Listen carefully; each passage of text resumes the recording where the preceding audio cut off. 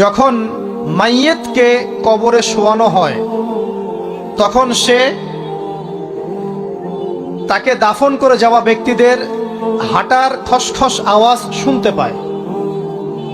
এরপরে তাকে যখন শুইয়ে দেওয়া হয়, সে যদি মুমিন ব্যক্তি হয় তাহলে তার মাথার দিকে তার সলাত এসে দাঁড়িয়ে যায়।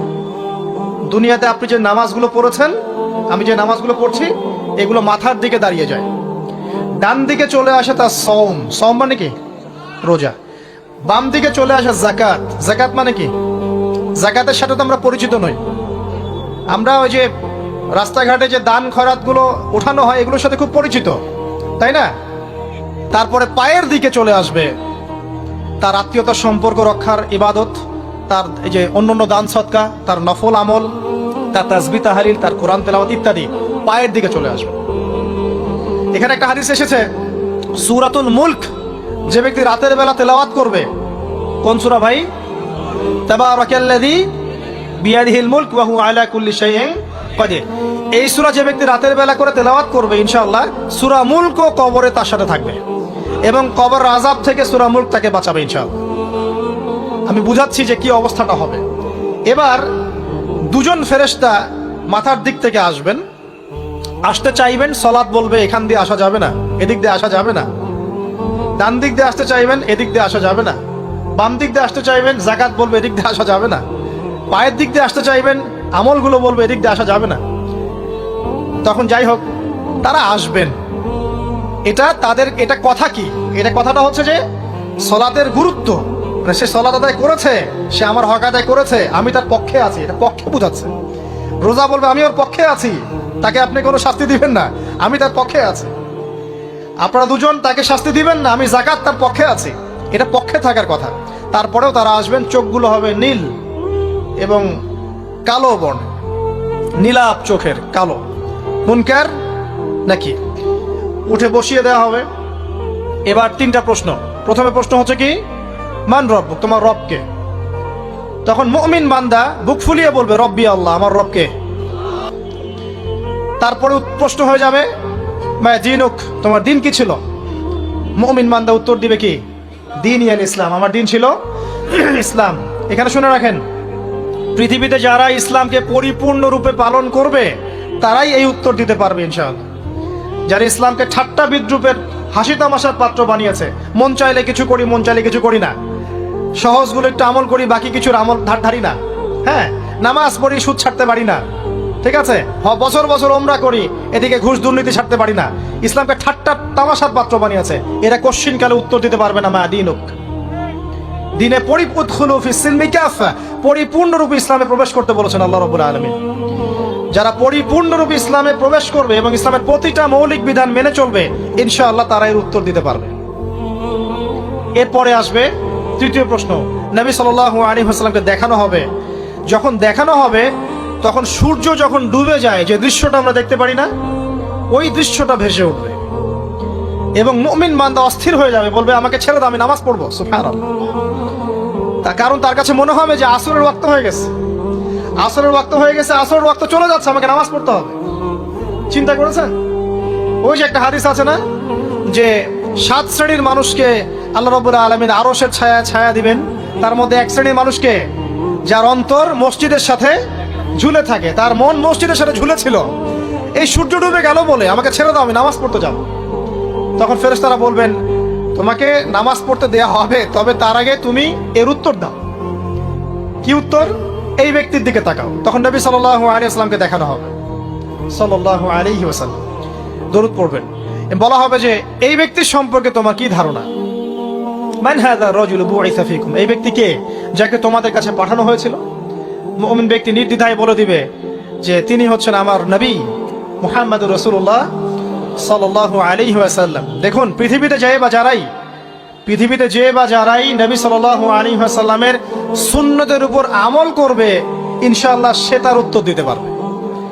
দুনিয়াতে যারা নবীর সুন্নতের 5 পয়সা পরোয়া করছে না, তার আদর্শের 5 পয়সা দাম দিচ্ছে না, তারা কোশ্চিনকালে উত্তর দিতে পারবে না। নাম হতে পারে আব্দুর রহমান, আব্দুর রহিম, নবীর সুন্নতের ধার ধারে না, তারা উত্তর দিতে পারবে না। নবীর সুন্নতের গুরুত্ব কত গভীর, এটা আমাদেরকে এখান থেকে বুঝতে হবে। তাই প্রিয় যুবক ভাইরা, মুসলিম ভাইরা, আমাদের জীবনটাকে নবীর আদর্শ এবং সুন্নতে ঢেলে সাজাতে হবে। সকাল থেকে সন্ধ্যা পর্যন্ত প্রতিটা কাজ করবো কার তরিকায়? রাসূলের তরিকা। নামাজ পড়বো তার তরিকায়, রোজা, সিয়াম, হজ, জাকাত, আমল, মুআমালাত, আখলাক সব কার তরিকায়? নবী সাল্লাল্লাহু আলাইহি ওয়াসাল্লামের তরিকা অনুযায়ী ইনশাআল্লাহ। আল্লাহ পাক তৌফিক এনায়েত করুন, আমিন। এবার ফেরেশতা দুজন জিজ্ঞাসা করবেন অবাক হয়ে যে তুমি কিভাবে এটা জানলে? তুমি কিভাবে এই তিনটা প্রশ্নের উত্তর দিতে পারলে?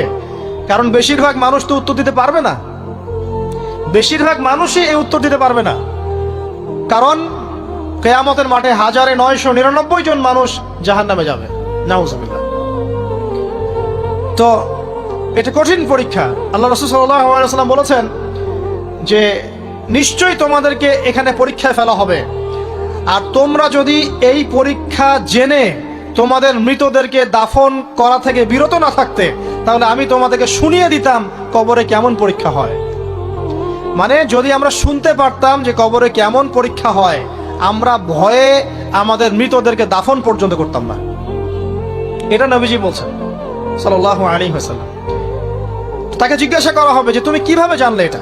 বেশিরভাগ মানুষ তো পারে না উত্তর দিতে।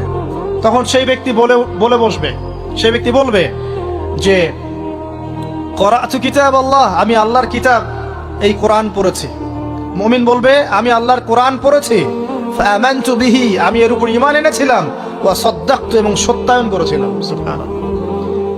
অতএব দুনিয়াতে যারা দ্বীনের জ্ঞান অর্জন করছে না, কোরআন পড়ছে না, হাদিস পড়ছে না, পড়াশোনার চেষ্টা করছে না, জানার চেষ্টা করছে না, কবরে পাওয়ার ডিফিকাল্ট আছে। এটা একটা অন্যতম প্রশ্ন। আমরা কিন্তু মনে করি তিনটা প্রশ্ন হচ্ছে, আসলে প্রশ্ন হচ্ছে কয়টা? চারটা। তিনটার পরে আরো একটা এক্সট্রা। কিভাবে জানলে? তখন উত্তর দিচ্ছে আমি আল্লাহর কিতাব পড়েছি, ঈমান এনেছি, সত্যায়ন করেছি। সুবহানাল্লাহ। নবী সাল্লাল্লাহু আলাইহি ওয়াসাল্লাম হাদিসের পরের অংশে বলছেন যে যখন কাফের বান্দাকে উঠানো হবে, তখন ডানেও কিছু নাই, বামেও কিছু নাই, সামনে পিছনে কিচ্ছু নাই। মাথার দিক থেকে ফেরেশতারা চলে আসবেন, উঠিয়ে বসানো হবে, প্রশ্ন করা হবে কে তোমার রব? একটাই উত্তর, লা আদরি, আমি জানি না। নাউজুবিল্লাহ। কি তোমার দিন? লা আদরি, আমি জানি না। এই যে আল্লাহর তো খবর নাই, আল্লাহ পাকের বিধান মেনে চলার কোনো খবরই নাই, পরোয়াই নাই। সে জানবে কিভাবে ইসলাম কি জিনিস? সে জানবে কিভাবে আল্লাহ কি জিনিস? ও তো আল্লাহকে চিনেই না। দিব্যি বলে বেড়াচ্ছে মহাবিশ্ব সৃষ্টি হয়েছে বিগ ব্যাং থেকে, আল্লাহ বলে কেউ নাই। মানুষ সৃষ্টি হয়েছে বান্দর থেকে, নাউজুবিল্লাহ। কিভাবে উত্তর দিবে? মান রব্বুক। 3 নাম্বার প্রশ্ন যখন করা হবে, এই ব্যক্তিকে দেখো দেখি, সে বলবে যে আমি জানি না এই ব্যক্তিকে, তবে শুনেছিলাম, মানুষের মুখে শুনেছিলাম, মানুষ যা বলতো আমি তাই বলতাম। মানে সে রাসূল সাল্লাল্লাহু আলাইহি ওয়াসাল্লামের নাম শুনেছিল হয়তোবা, কিন্তু তার সুন্নত বা আদর্শ কখনো মেনে চলে নাই, পারলো না। এবার জান্নাতি ব্যক্তি হলে কি হতো?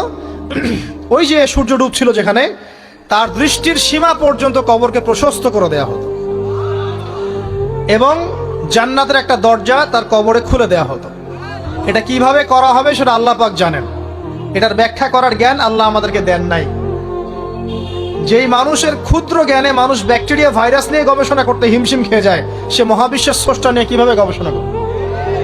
আল্লাহ পাকের অসীম জ্ঞানের সামনে আমার জ্ঞান কি? খুবই ক্ষুদ্র।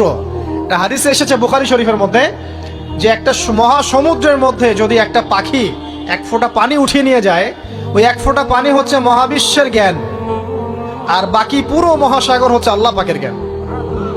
তো আমরা এই ক্ষুদ্র জ্ঞানের মানুষ হয়ে আল্লাহর জ্ঞানকে কেমন করে পেনিট্রেট করতে পারি? তো আল্লাহ পাক জান্নাতের দরজাগুলো খুলে দিবেন, একটা দরজা খুলে দিবেন, সেখান থেকে বাতাস আসবে, জান্নাতের নাজ নেয়ামত উপভোগ করতে থাকবে, এবং তার রূহটাকে সবুজ রঙের পাখির আকৃতিতে জান্নাতে রেখে দেওয়া হবে।